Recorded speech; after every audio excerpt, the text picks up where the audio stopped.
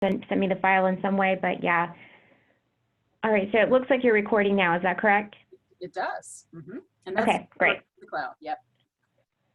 All right, sounds good. Okay, thanks everyone for your patience.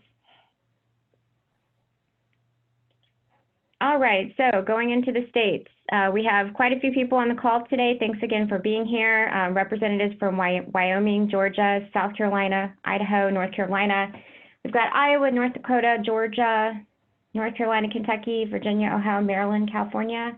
Those of us in Florida, Oklahoma, New York, Maryland, Tennessee, Ohio, Wisconsin. So many different folks on the call today. And again, we really appreciate that.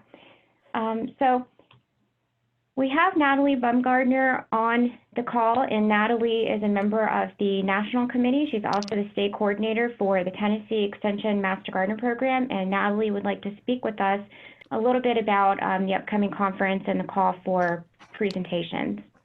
Yeah, thanks, Nicole. I'm glad to be on here today and share a little bit about what's coming up over the next few weeks. So last Monday, you probably got the email or saw on Facebook that we're accepting applications for the coordinator awards, and those will be given out at the first evening of the conference. And so there are a couple that are focused on time in the program. We have DEI, so there's some great opportunities there to recognize the fabulous people across the country. The deadline for those is going to be June 15th. It's on Facebook.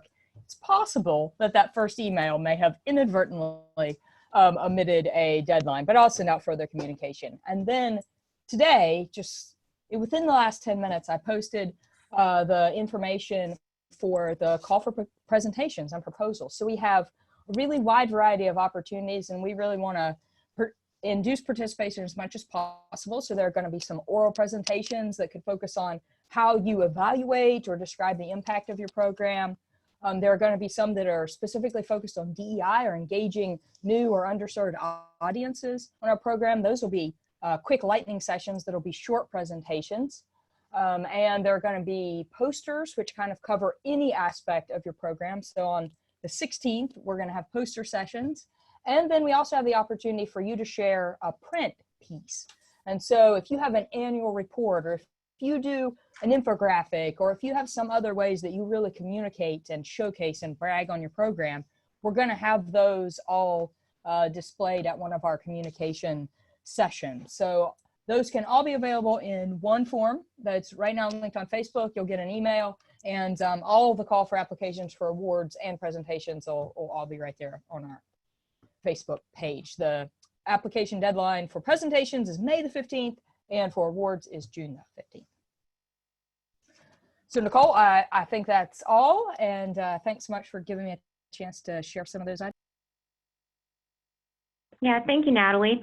I like the idea of being able to submit a print piece. That sounds like something new, and I can imagine that folks on the call have a lot of great materials that they use to explain their Master Gardener Volunteer Program. So that's a great opportunity to showcase what you're doing and for us to learn from each other. So I like that idea of the print piece. Okay, and we also have coming up the International Master Gardener Conference, which is sort of a ways off. It's going to be in 2021, but the call for proposals is due May 1st. And you could go to the link and fill out the information and submit a proposal. Also, don't forget to be on the e-news blast, and if anyone has questions about how to do that, you can email me and I can forward your information to John Orrick, who maintains the e-news blast. There's also some other information on that about the National Committee being a peer reviewer, submitting documents for review, so lots of great opportunities to become involved. So do we have any other announcements? If we do, please use the chat box or unmute your phone.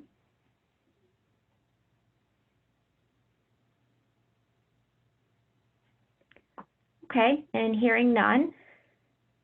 Just a reminder that our monthly discussions are the third Wednesday of every month at 2 p.m. Eastern. The meeting link ID all remain the same. They're archived on YouTube, so I've had a few people reach out to me asking about this particular presentation because they couldn't do the presentation today, so it will be archived. I'll send the link out, and you can go ahead and save the dates for the upcoming discussions. The date in September we might be changing due to the Master Gardener Conference, the Coordinator Conference, so that might be the only one that will change, but the rest are all scheduled. So go ahead and put that on your calendar. For next month, volunteer recognition was one of the top things that's been coming up in the informal poll that we did in January, and also on the competencies. It's something that coordinators need some assistance with or would just like to hear and share ideas. So I'll be sending out a few emails just to get some perspectives from you all and some ideas on what you personally do in your program for volunteer recognition, and we'll compile a list for everyone. And we also want to highlight the fact that National Volunteer Week is coming up in April, and so March is a great time to start thinking about that, discussing some ideas where we can recognize our volunteers, especially doing that on a budget, and perhaps even do a campaign to celebrate National Volunteer Week. So that's what will be our discussion topic for March. And also, if you could, when I send out the emails, just reply back to me. You don't need to reply all, and I'll compile ideas and different things that you all have done that we can share with each other. All right, well, today for our coordinators discussion, we have Sheri Dorn. Sheri Dorn is an extension specialist for consumer ornamentals, and she's the coordinator of the Georgia Master Gardener Volunteer Extension Program. And Sheri has done a lot of research with regards to Master Gardener volunteers and motivations. We're really happy that she is going to speak with us today about who's doing what, quantifying EMG volunteer project involvement, and their leadership roles. And Sheri is also a member of the National Committee. So Sheri, we'll go ahead and turn this over to you. All right. So we will switch screens there, and hopefully everyone is seeing the title slide there. Who's doing what? We can see it. Fantastic. So thanks so much for the opportunity to share some more of this work.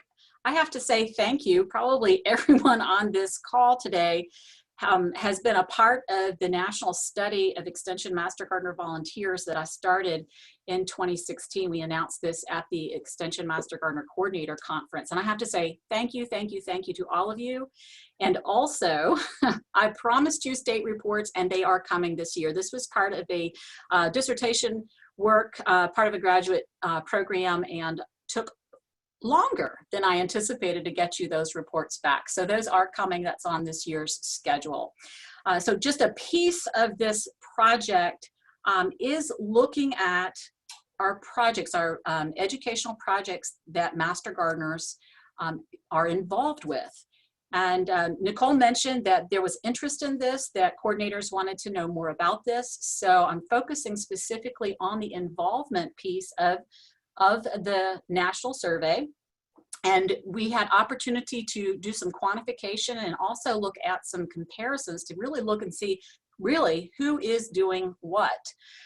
When I use the term involvement, I'm really talking about what it is that volunteers are doing when they're volunteering. So, you know, what activities are they actively doing? And volunteer involvement, or involvement rather, is usually descriptive of performance. It's more performance oriented. So volunteer involvement in terms of the Master Gardener role is really important, because not just anybody can be a Master Gardener. There's a lot of preparation, there's a lot of technical knowledge, there's skill, and this generally increases with experience. And we say that Master Gardeners are like wine, they get better with time. So we also recognize that we're asking a large time commitment for preparation and for service with this Master Gardener role. So we're also cognizant of the fact that volunteerism patterns are shifting, that we're looking more at this episodic opportunities, so short, well-defined engagement opportunities rather than long-term ongoing roles. So as coordinators, it's really important to understand what our volunteers are doing and who's doing them.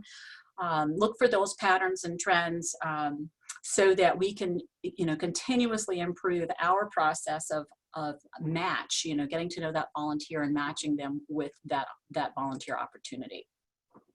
We've spent a lot of time talking about implications of diversity, equity, and inclusion, and our need to expand in this area. And just like everything else, involvement plays in that conversation, because our activities that we are doing through our volunteer programs are going to catalyze adoption of practices you know, in our audiences. And so we want to make sure that just as our people are diverse, so are our volunteer activities. I can't talk about Master Gardeners without going back to the reason the program was created. Dr. Gibby shared with us that his need as an agent to have assistance in meeting the public demand for answers for horticultural information. We know the story, how our program has just really caught on and carried on and exploded with great interest and enthusiasm. That first activity, that first volunteer service activity that he asked volunteers to do was that response to individual inquiry, that answer, such as those plant clinics at the shopping malls and those help desks that we have at our extension offices. If you look in literature, our volunteer service activities, which I'm going to use that acronym VSA throughout the presentation, those VSAs have expanded to include programs that address behavior change, even targeting special populations. We see this build in the 1980s. And by the time we hit the 1990s, we start seeing volunteer roles, including program coordination. Not a lot, but some. So we see a real expansion of the role of the Master Gardener at the county level. And then we look over to our literature in the area of psychology and look at what involvement means. And we see that involvement, again, those performance indicators start playing into commitment, you know, how, what makes people persist when the going gets tough. And we see that the length of time that we are with a program, our leadership roles, our frequency of involvement, all of those things engender this feeling of commitment. And then the more committed we are, the more we identify with our role as a volunteer. And this whole idea of role identity gets back to, it's almost like their career. It's almost like how you envision yourself. It can be like a career. And our literature tells us that in the short term, less than a year, being involved with something, that motivation and satisfaction are significant predictors of that continuance of behavior, or that intention to continue as a volunteer.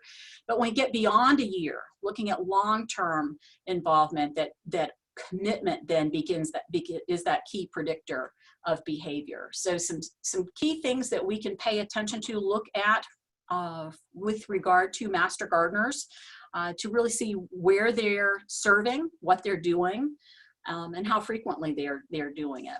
Self-reported measures are very common in literature, and we are accustomed to that. As Master Gardeners, we've asked them to as coordinators, we've asked Master Gardeners to self-report their volunteer service hours, their trainings, continuing education.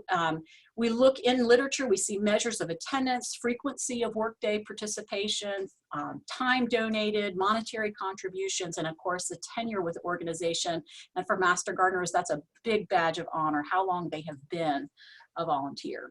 So bringing this into this national study, what we were looking at, I had a list of 34 volunteer service activities that I chose from published accounts. These were state reports, these were journal articles that you all as local and state coordinators have published. So these were recorded volunteer service activities in literature, chose 34 of those, and gave respondents the frequency scale of 1, I'm never involved in that, to 5, I'm always involved in that. So again, some self-reported measures. We asked for involvement, and then also asked with the same list of volunteer service activities, ask about a leadership position. Did the Master Gardener have a leadership role with this project or this volunteer service activity? So from that, we punched some numbers, a lot of numbers. And by the way, we had 7,500 responses, 7,500 responses that we could use for these questions. So if you look at the frequency of the activities, so again, going back to those 34 activities that we ask about, we can sort these according to the greatest frequency of involvement. And the item that comes to the top as the most frequently involved is the answering questions one-on-one. So again, that original purpose behind the Master Gardener program, ranking up there at the top in terms of the most frequently involved. When we ask about leadership roles, the most frequently listed volunteer service activity for leadership role is the advisory board or committee.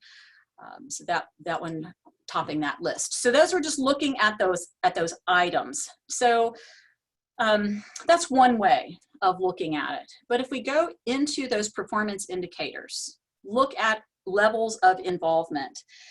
We can look at the overall involvement, so how many times they're involved in that activity at the 2 level, which is sometimes or higher. That gives us that overall involvement. Then we can look at a higher level involvement. So those activities where the individual is participating most of the time or always. Okay, so those are scores of 4 or 5.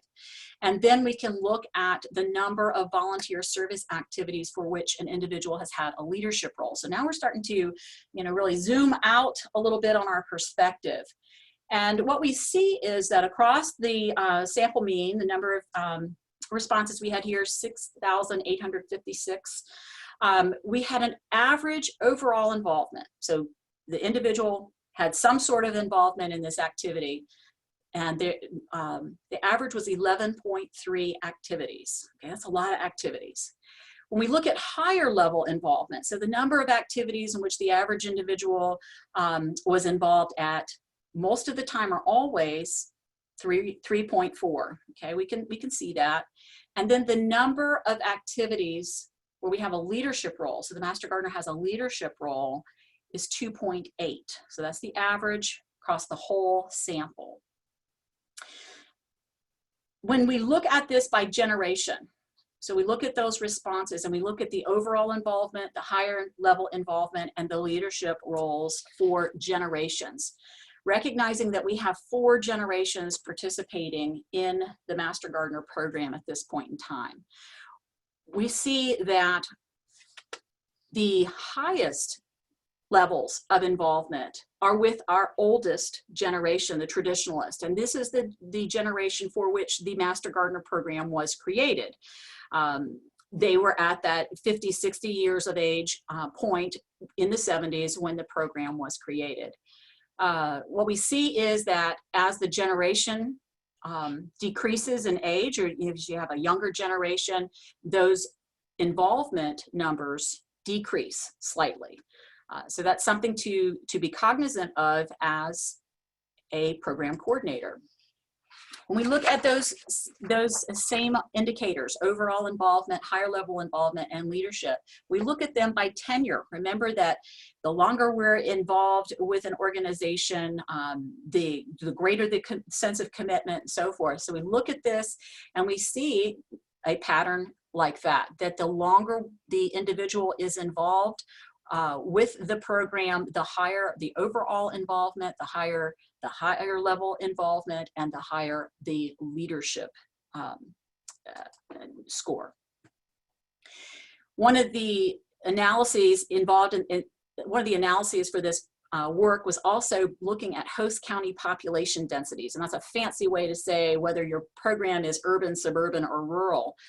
We used a USDA data set to code responses by looking at the county response, and found that there was no difference in the overall involvement for volunteers supporting urban, suburban, and rural programs. No difference in the higher level involvement for those urban, suburban, and rural programs. But where we saw the significant difference was in the number of leadership roles, the leadership scores that we saw at the suburban, urban, and rural levels. So what we're seeing is a higher number of leadership roles for our volunteers supporting rural programs, and that seems a little intuitive as our rural programs tend to have fewer volunteers, so having to step forward and fill more roles. All right, one more comparison here when we look at these self-reported scores. Looked at a comparison by gender, and this is a little misleading because seems like all of the studies of master gardeners indicate that about 85% are female, about 15% are male. So you see that really unequal group size there, but the numbers say that the males are reporting a slightly higher number of activities in terms of overall involvement, higher level involvement, and leadership. We all hear this all the time, you know, our quest to improve our groups, that we want more males, that we want more younger people. We just really want to diversify our volunteer groups, and I'm saying this a little tongue-in-cheek here, that looking at these numbers, you know, maybe we know intuitively that that's a good thing. So with take-homes, just some general observations here. The more the service hours, just running some relationships here, the more the service hours, we see higher involvement scores. We see leadership related to overall and higher level involvement. And while involvement increases with the years in the program or the tenure, the correlation is small. So one thing that we need to recognize as program coordinators is that extended tenure, so that those long years with the program, does not necessarily mean an excellent volunteer. You can see by that R value, that very small R value, there's only a slight correlation between our service hours and the years in the program. So in other words, that just because someone's with our program for decades, for years and years and years, doesn't mean that they're necessarily engaged or productive or committed to what we're doing. When we did some correlation work with these numbers and found that leadership, tenure, and service hours are significant predictors of that overall involvement, but that only leadership and service hours are predictors of higher level involvement. So just a few take-homes. We'll come back and unpack that a little bit. So that was just looking at overall scores and number of activities, number of those activities that we're engaged with. Wanted to look at some themes. We had that big long list, 34 volunteer service activities. So let's look at some themes, how they break out. And we use factor analysis to reduce that big long list of 34 activities to just 5 themes. We came up with media, diagnostics, youth, presentations, and hands-on types of activities. So these are just big buckets for which those activities can be organized. The answers, if you remember looking at that first first chart that I showed you, answering questions one-on-one was the item with the highest frequency involvement. But when we look at these themes, when we group these activities by themes and then calculate out the scores, it's the hands-on theme. So projects that have a hands-on element that has the highest involvement score. So that got a little confusing to process that out, but I'll show you a visual here in just a second.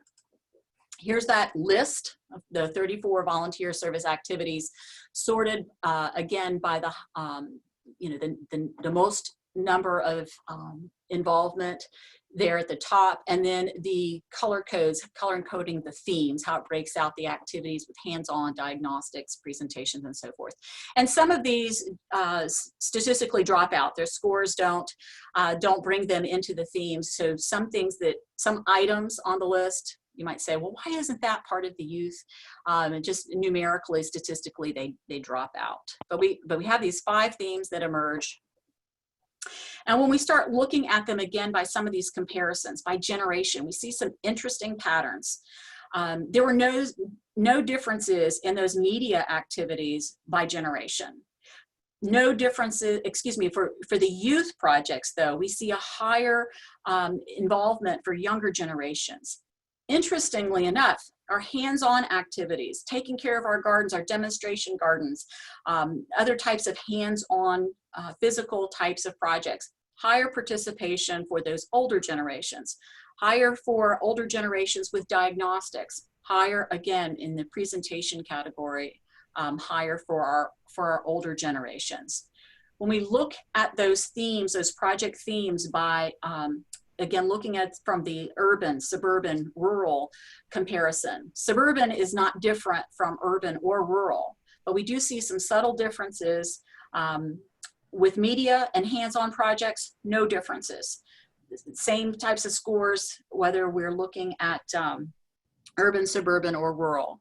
But it's when we look at the diagnostics, and this I think you'll find intuitive, we've got a higher involvement with urban programs than with rural. More people, more samples. Youth, we see higher scores for rural programs than we do for urban, and no significant differences for presentations.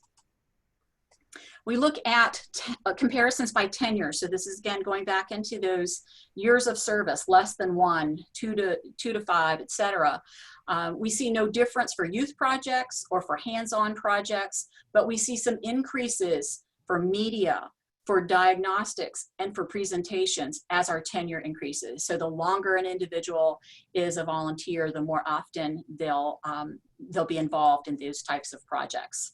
I even threw in a comparison by volunteer intensity. So looking at individuals splitting their volunteer service as well as their volunteer years and their volunteer hours of service, splitting those by the mean score into 4 categories: low years, high years, low hours, high hours. And so we see some interesting trends there.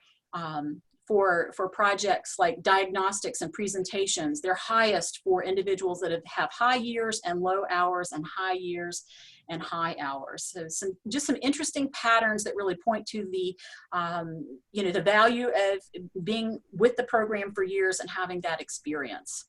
All right, so coming to the end, unpack a few of these things for you. A good point of all of this work was to realize that more than 85% of the respondents are involved at some level in all of those activities, those 34 VSAs.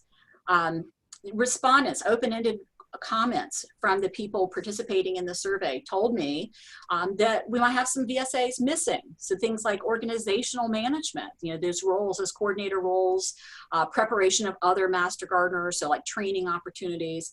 And in some cases, we need a wider range of projects. Like with youth, they didn't necessarily identify with the 4-H types of activities that were listed, but they would cite, I've worked with Girl Scouts or Boy Scouts or other youth community groups. Some specific food-related projects, and then projects that address specific topics such as natives, pollinators, water-wise, that kind of thing. An interesting number here is that 40.6% of the respondents indicated no leadership roles.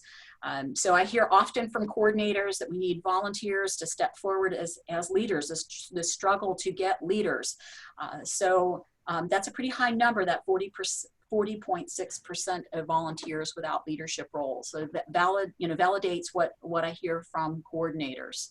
And we see in this work that tenure, or the number of years with the program, does have a large effect on that higher level involvement. So that those projects, those activities where they are involved most of the time or always.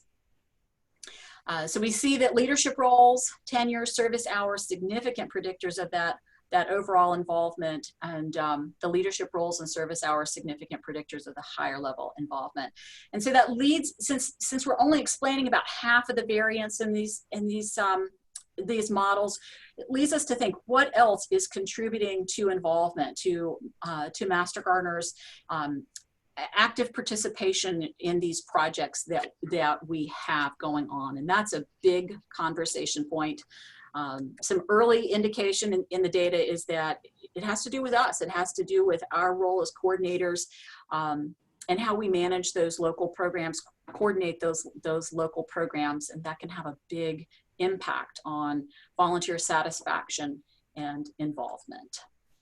So with all of that said, the concern is that we've got these volunteers that have decreasing numbers of projects and activities that they're involved with, and fewer leadership positions. So as program coordinators, we may need more volunteers than we have used previously. We may take more volunteers to do the same level of project work that we have been doing up until this point. We talk a lot about volunteers. I hear it from our current volunteers, our veteran volunteers, bring us younger volunteers. So if we look at younger volunteers as the desirable, they've got slightly different volunteer service activity patterns. So they're more frequently engaged with youth and less frequently engaged with our hands-on projects, our diagnostics, and our presentations. So we need to look at that and see if we can modify that, if we need to modify that, what we can do to bring them into those other types of projects, because they still play a strong role in our educational programming. So bottom line, coordinators should encourage volunteers to participate frequently. Again, with the literature and what our numbers were telling us, frequent participation is what leads to role identity and ultimately volunteers who contribute over the long haul. And so we saw that in those predictors as well. We want to have them frequently engaged so that they have those upper levels of involvement and staying the long term. All right, so Nicole, I'm gonna stop here for some questions. I do want to say that the first two summaries out of this work have been published and are available in Hort Technology and Hort Science. And so if anybody's looking for some good demographic information about master gardeners, maybe for their own graduate work or local publications, these articles are out there. And with that, I will just see if there are questions that come in through the chat box or what have you. Thank you so much, Sheri. This is really great information. I've used the first publication that you co-authored, the Extension Education Methods, quite a bit, and I haven't read the second publication, but I'm looking forward to reading that. If you all on the call have any questions, feel free to unmute your phones or type questions in the chat box. Perhaps you'd like to type in something that you have as a takeaway from this presentation, or maybe a way that you're going to use this information in your program. We'll go ahead and give you all some time to do that.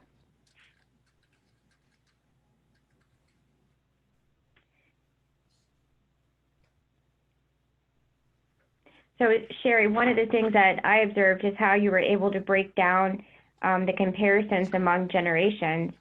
So I get your point where it's showing that the younger volunteers prefer to work with youth, and some of our traditional extension methods with the hands-on, the diagnostics, the in-person, face-to-face presentations, they may be less involved with. Yes. So I appreciate you kind of putting that on the radar and making us aware of that. Yes. And, you know, I think it just should open up conversation. How can we do this? You know, if these methods, if these educational methods are still valid, and we still need to do them at the county level, you know, how can we tweak them to make them of interest, appealing to, maybe improve, you know, maybe it's a question of confidence. Maybe it is a question of experience, and only time will improve that. But I think there are things that we can talk about as coordinators to enhance those types of volunteer service activities so that they are, you know, they continue to appeal to our volunteers. Mm-hmm.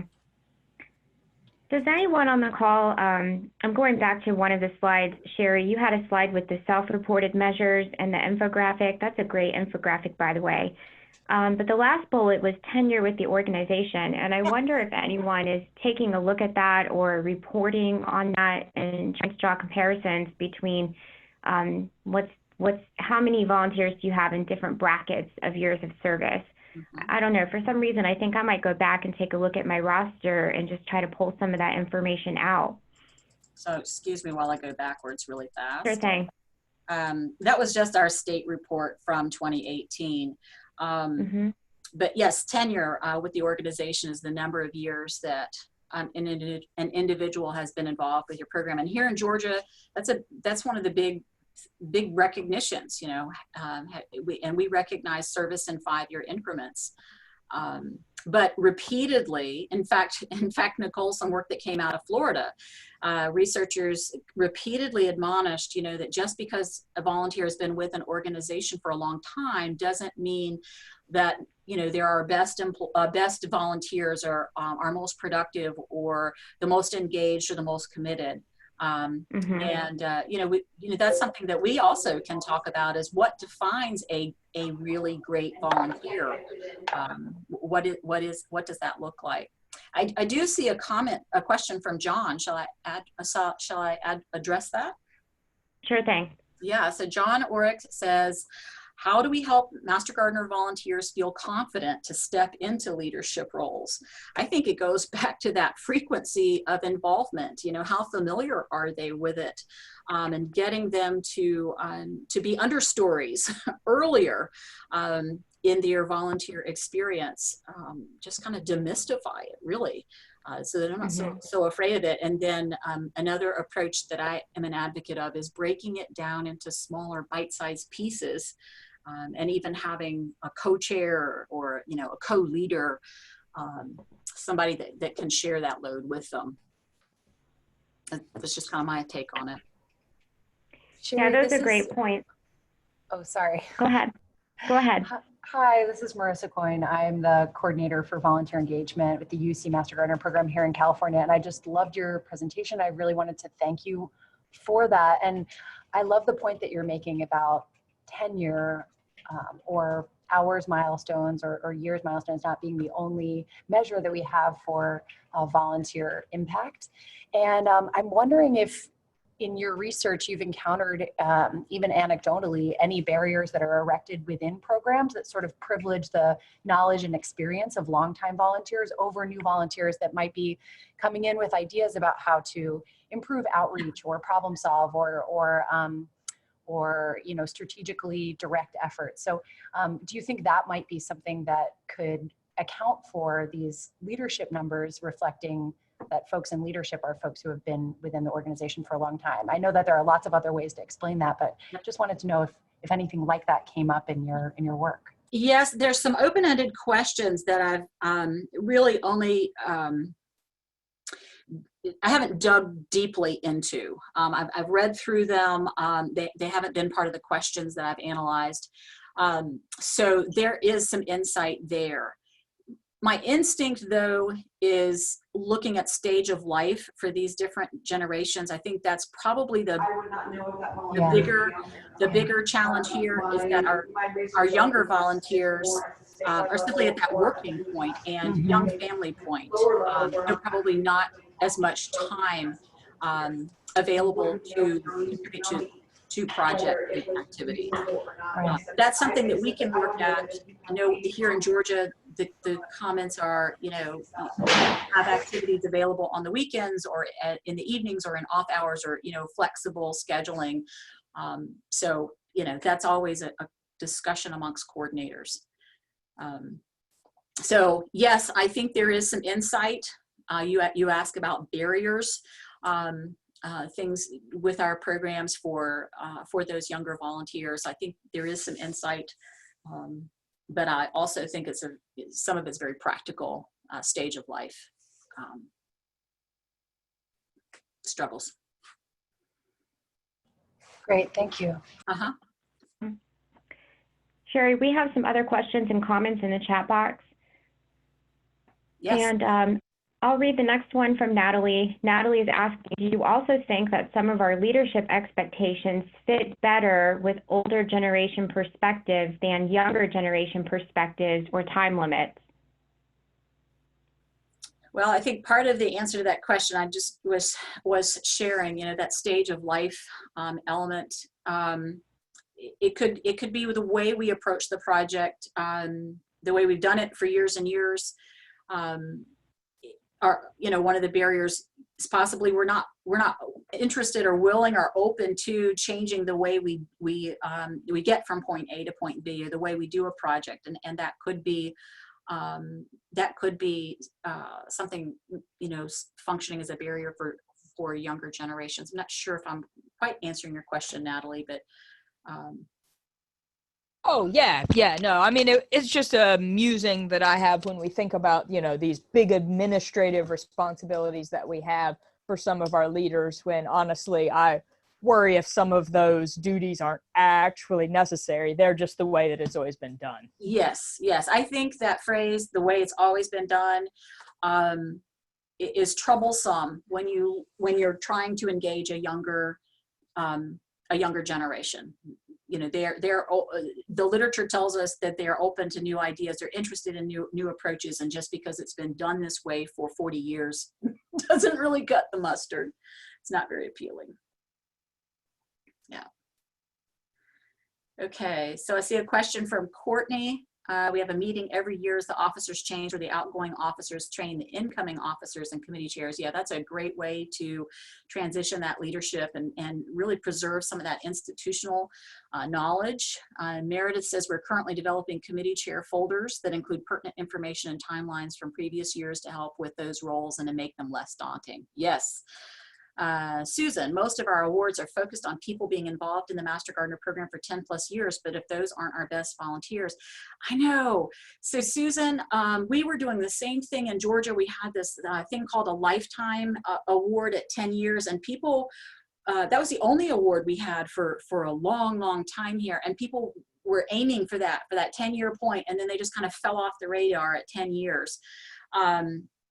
And what the data, the descriptive statistics on this survey response was that 7.65 years was the average years of service. And yeah, looking at that 2 to 5 year, 5 to 7 year range, that's where we're really seeing our peak activity.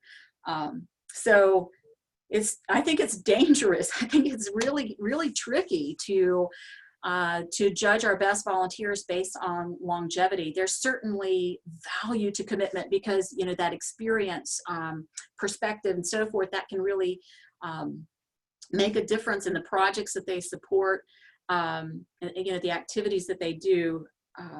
But gosh, it makes me nervous to hang everything on the number of years you've been with the program.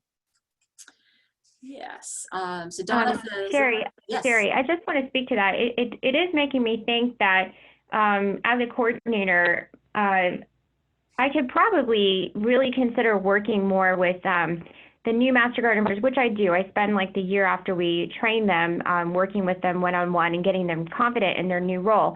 But as Susan mentioned, most of our awards are geared toward folks who have been here a long time. So I'm just going to think about it after this webinar about ways that I might be able to highlight or, you know, just put a focus on a new Master Gardener volunteer, or even if they've helped me with a project or something, turn that into an award application either on a state or a local level to get those people involved early on. Yeah. So that's a way to kind of rethink existing awards programs.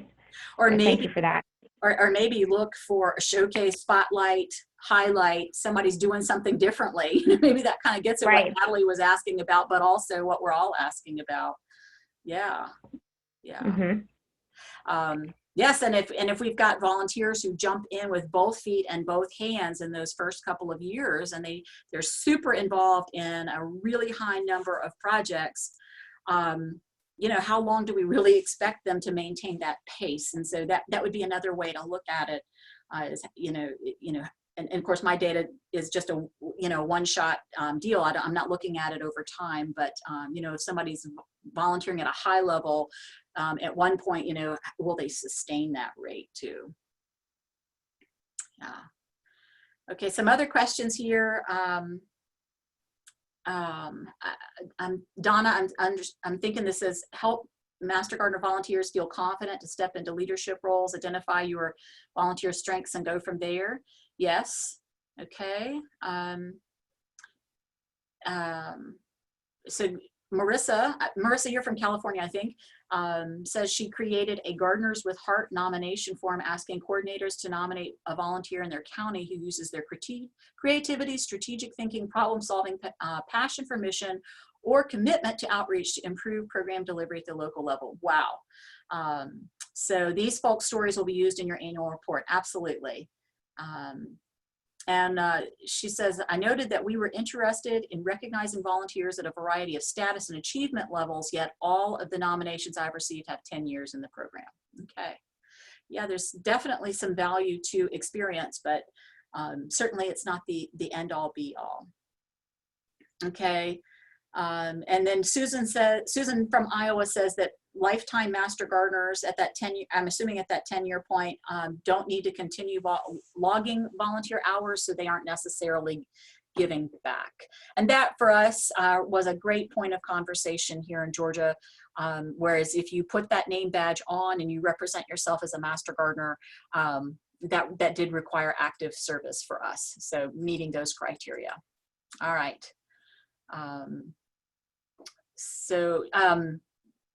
Nicole, do you want me to continue reading these comments? Because there's quite a few of them. Yes, please, because that way we can make sure we account for it in the recording. All right. So Natalie is commenting back to Susan. She says, we actually went back in and changed that very requirement for lifetimes because it was causing issues. Now they have reporting requirements, but they are slightly lower. It's a good move, but there was significant pushback. Yes, I would confirm that, echo that from Georgia. A lot of pushback.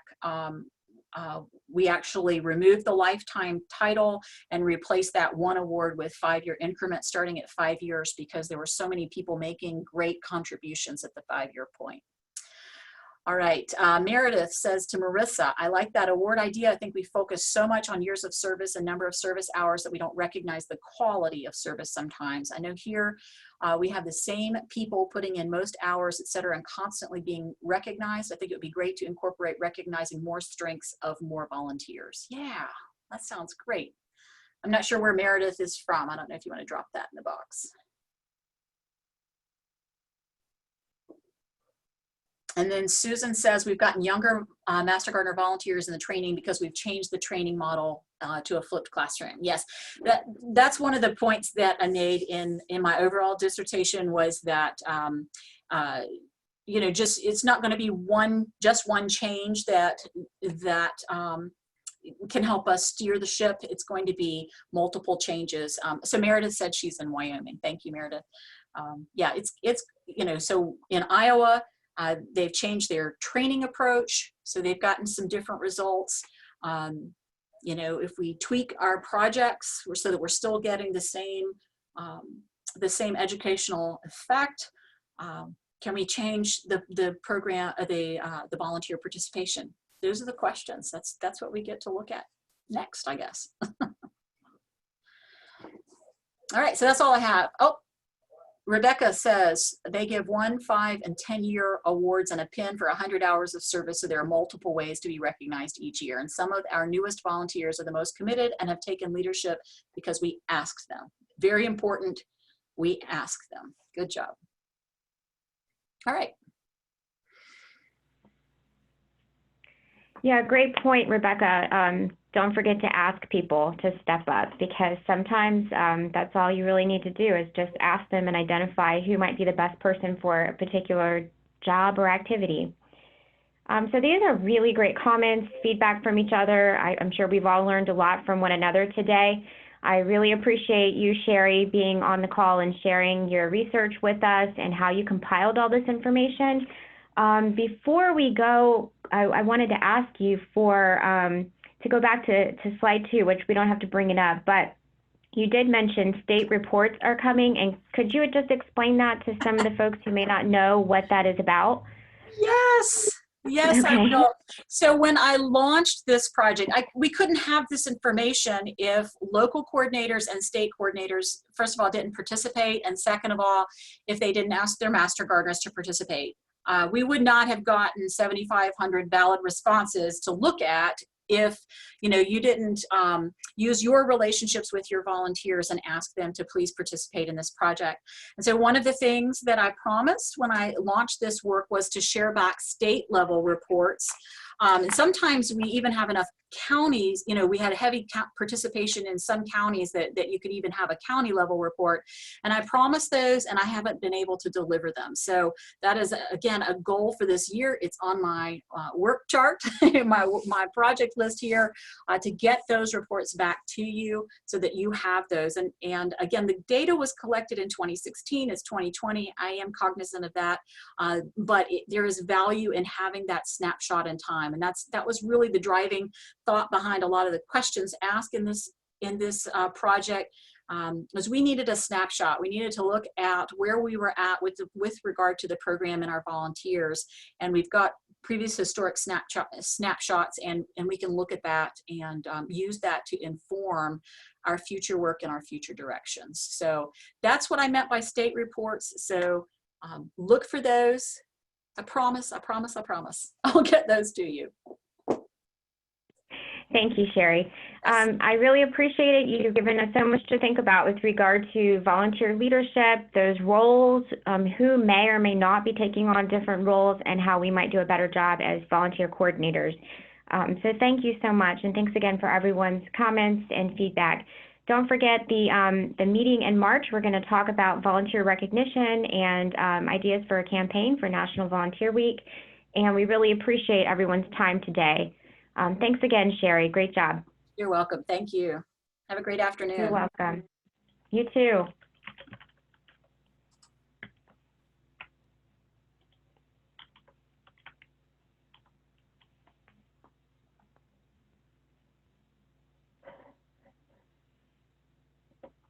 Okay, Sheri, are you still on the call?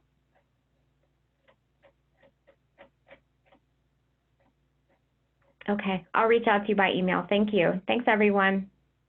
Have a great rest of your week.